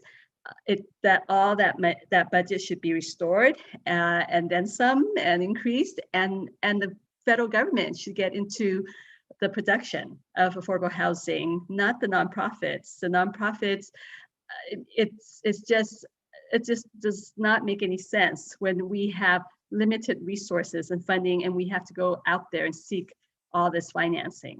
It makes no sense at all. And so there should be what we call social housing. Thank you for asking that question. I certainly think, there's this podcast episode that I'll send to y'all to send out to all the attendees that I think is worth listening to. A Forgotten History of How the United States Government Segregated America. And in this podcast, they discuss government-built housing projects, and they discuss how housing projects went from being for poor white and lower middle class families to predominantly Black and poor, and how once it became a Black thing or a colored thing for the government to build housing, then they lost interest in it, right?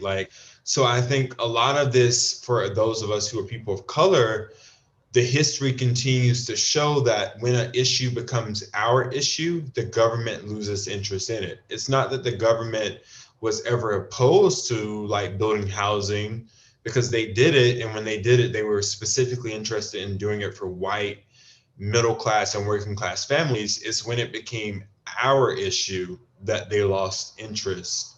And I think that that's, again, back to the racialized question. I wish that that wasn't the case of this country, but every day we wake up and every time we look at things, it continues to show that when it becomes our issue, it's no longer a worthy cause of taking up. But thankfully, Alex Lee, who is Gen Z and a young person, a young Asian American, specifically a queer Asian American, introduced a bill alongside Buffy Wicks, and then Assembly Member Sidney Kamlager-Dove, who's now a senator for the state, around this concept of social housing and what it means for the government to get involved in building back better, just to continue to hone in on that point made by our own federal administration.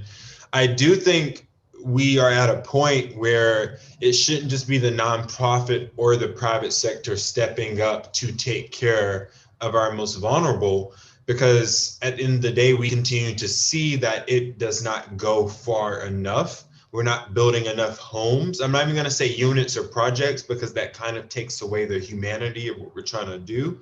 But we're not building enough homes for people. And it was nice for Caroline to show that in this development project, they're building 2-bedroom and some 3-bedroom homes. But again, we don't even have a finance system that allows us to develop family-oriented apartments, right? If you're going to have a family in the United States, it's predicated on you eventually owning a single-family home, which in California is not possible for probably any of us on this call, let alone any of those listening. And again, I just keep going back to my experience interning in Beijing, because one of my, we'll call them ex-friend, I don't know the label to give the man, but anyways, I visited his family's place, and when you get off the elevator at this apartment, the entire floor is the home. And it was his sister had a bedroom, he had a bedroom, his parents had a bedroom, they had a living room, they had a kitchen, they had an entire home that was in a multi-family building that worked for them. And they also were pretty well off. So it's not like they were just, low income people. And there are places in this world that already show us what it means to develop communities and homes that work not just for studios and one bedrooms, but that work for families and that work for our elders. And I think even on this concept of social housing, I think the government is best posed to address that issue, where I don't just want to keep seeing one bedrooms, because one bedrooms may work for me as a single person, but do they work for the 5-person family that just crossed the border and are low income? Probably not, because that's a lot of people in a small space. And I don't think we talk enough about not only building more homes, but building more homes that really work for different styles of family. And coding gets into that because, you know, if you know about coding and this zoning, they were like, well, if you're not biological family, you can't stay together because, you know, that's not cool. And that's very, you know, queer phobic, because queer people, we typically have to live together in our own version of family in cities to survive, because a lot of us are leaving homes that didn't love us.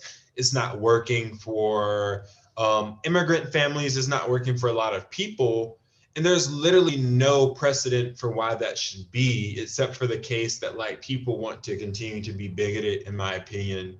And so when I think about what the government has to offer, it is financing not just more homes, but homes that work for different cultures and different ways of being, from families to queer people to elders to single people. And the government has to step up and do that. Like, the private sector has already let us know that they can only go so far, including with like these requirements that we put forth, like inclusionary zoning or value capture.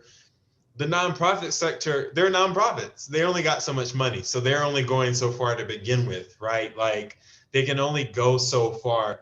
And so the only other industry left out of the conversation at this point is government. And what is government going to do to build back better? What is government going to do to house all of us? And it's not just let's put people in tiny homes and create what feels like District 9 or Mad Max, these movies that like are very apocalyptic.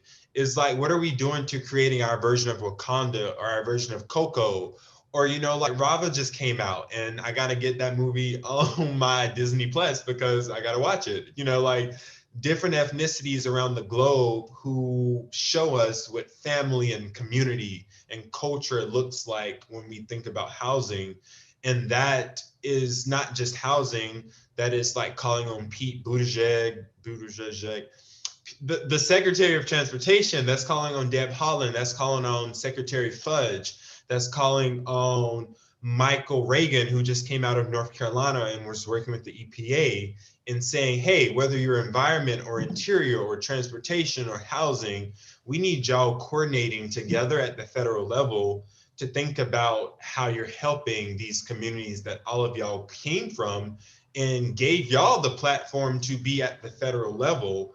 And that's going to take a lot of pressure, I think, to put on those people, but I think it's possible. And I don't see any other way to address this crisis except for the government at the federal and state level getting back into the building industry. I want to take a moment to thank every panelist for such a fruitful and powerful discussion today. I think we have asked several questions just to demystify a little bit about planning, just to make sure that this is in fact community-based and something that our families can hear, right? Something that our workers can hear and also participate in. And so I do want to give space to Samantha for any more questions that we may have.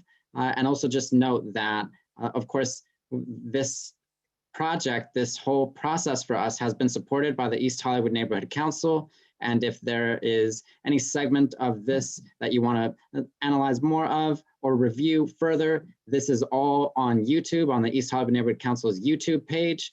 And of course, we are in community here, right? We are all doing respective work towards making our neighborhoods better places, safer places, and more inclusive places. And so that's a constant sort of refinement process that of course we need more support on.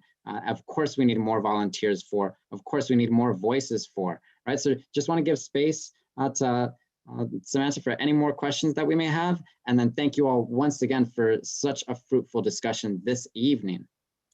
Yeah, I think, Rod, thank you for that note. I think that, leaves us in a really good place. And I think, noting that it's really a lot of the main solutions are systemic and are really like at the government level. But I do, just running this out of Hoover and people being frustrated by the displacement that they're seeing, by the gentrification that they're seeing, I do get a lot of those questions of like, what can we do? What do we do? What are the solutions? And I do want to leave people at least with something that they maybe can do in their daily life.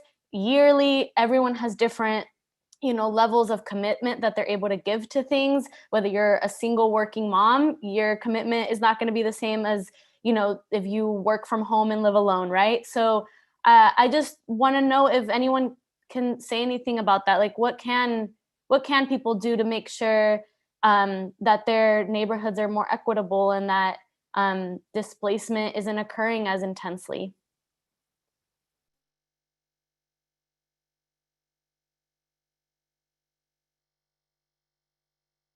I think there are different levels and different spaces that people can engage in. I think from an affordable housing perspective, if you know that there is an affordable housing project that's going to be built or might be in pre-planning stages, to go ahead and to engage with the developer of like what you want to see, but also if it's a project that you think is going to serve the community well, to go out and support it, because there are people who are against building affordable housing in your neighborhood, and they will spend millions of dollars to ensure that projects, affordable housing projects won't get built because they're afraid of like how it will affect their property value or whatever. So if you have the time to engage in that way, to like go out and to support those types of projects, yeah, I highly encourage. But then I also think that one of the biggest reasons why someone may leave like their unit or their building is because they don't know their tenants' rights. And I think we talked about it at the last panel.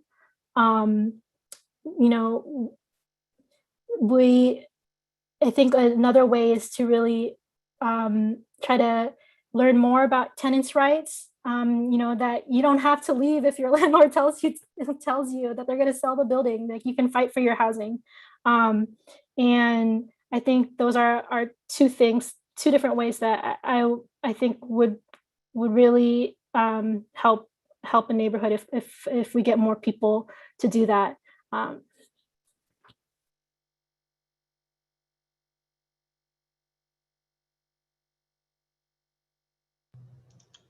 I would just add that, like, I think, we do have to be realistic that not everyone has capacity to organize all the time or to show up. Like, I grew up, my mom was a single mom, had 3 kids, before she got remarried.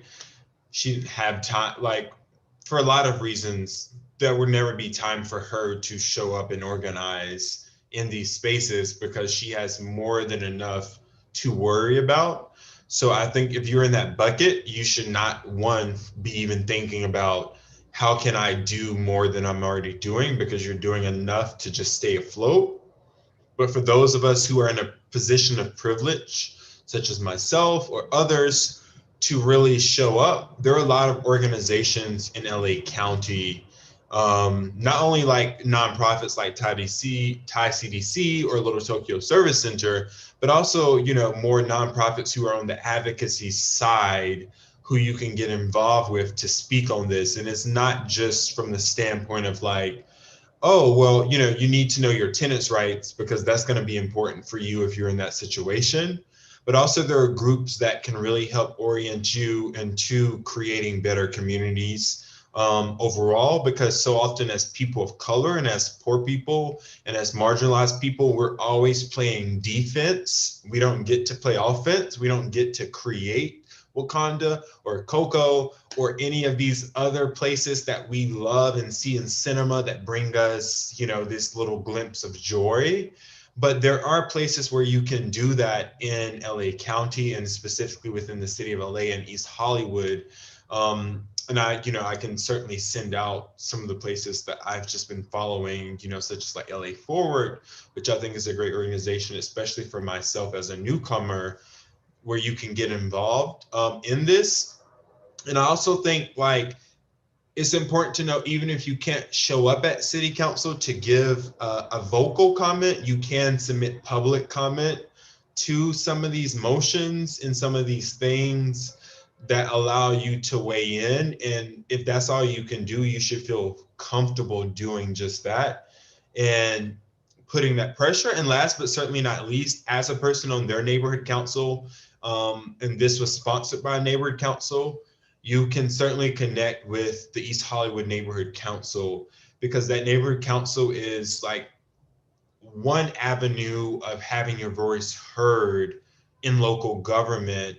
It's a way to get directly to your council member. It's a way to get directly to the mayor or to the council president, and letting those people know that, hey, I live in this city, I care, you look like me, you come from our communities. And I think it was Al Sharpton who just said, we didn't put you in these positions to get comfortable. We put you in these positions to advocate for us and to advocate for our needs as people of color, as poor people. And so you can continue to do that in your own way, I think, as people on this call, as residents of East Hollywood, even if you are white, because I've talked to a lot of people who live in the neighborhood who are white and they also care. You can also get involved and speak up and say, let's reorient ourselves and do something different. Yeah, I totally appreciate what both Caroline and Roderick said.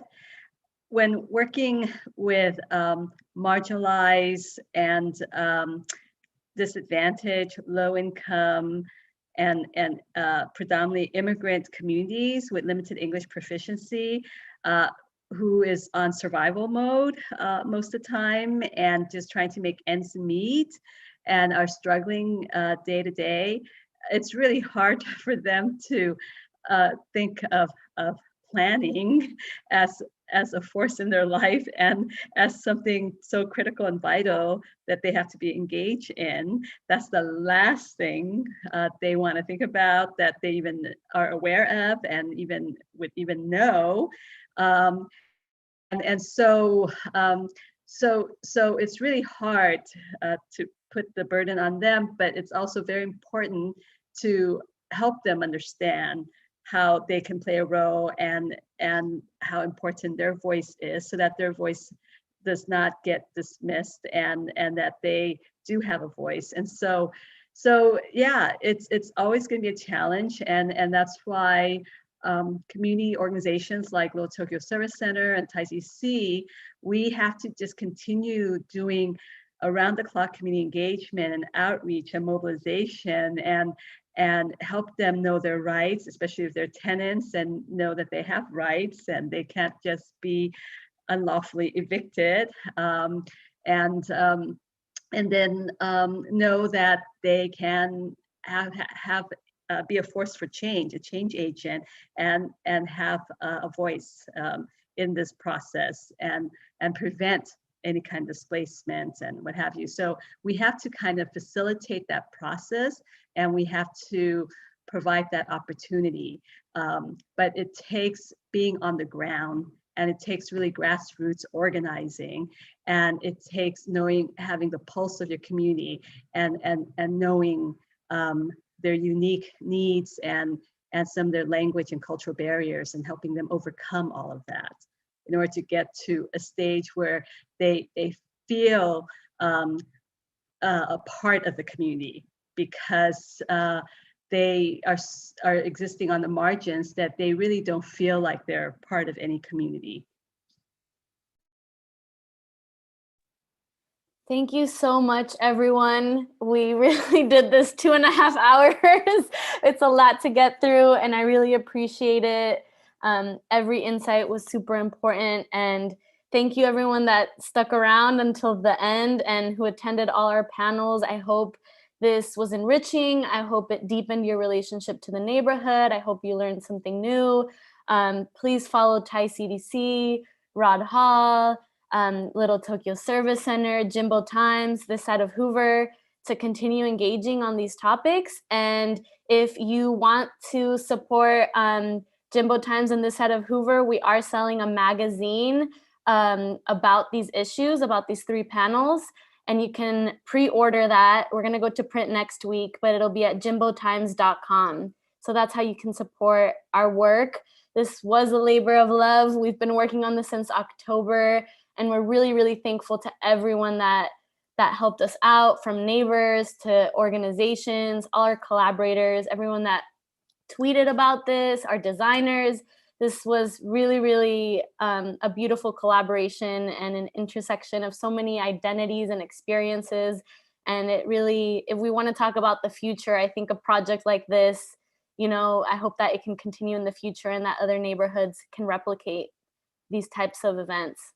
So thank you so much, everyone. Yeah, thank you so much, Sammy. Thank you so much to the East Hollywood Neighborhood Council. Thank you to Ninoshka Suarez.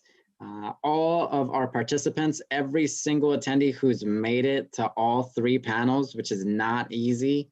We did like a seminar or a semester's worth of work in just 3 weeks here, which is really convenient for some of us, especially those of us who don't like long semesters and quarter systems at school, right? But also just a note, we will be actually transferring Spanish audio language translation to the panels. So that's coming within, say, the next week. So check back with this side of Hoover and Jimbo Times so that we can pass these talks along, especially to our Latinx residents. And hey, if you all know anyone who may be interested in translating these discussions further, get us in touch. Why not? We're going to have slightly more time on our hands, having concluded this series that has taken so much for us, but that we've done with a lot of honor, because we are honored to be in this community with all of you. And we look forward to the days ahead in stronger union and in stronger purpose. So this is work towards that end. Absolutely. Thank you once again, everyone. Thank you, everyone. Have a wonderful night. Cheers. Thank you again. Bye. Good night, everyone.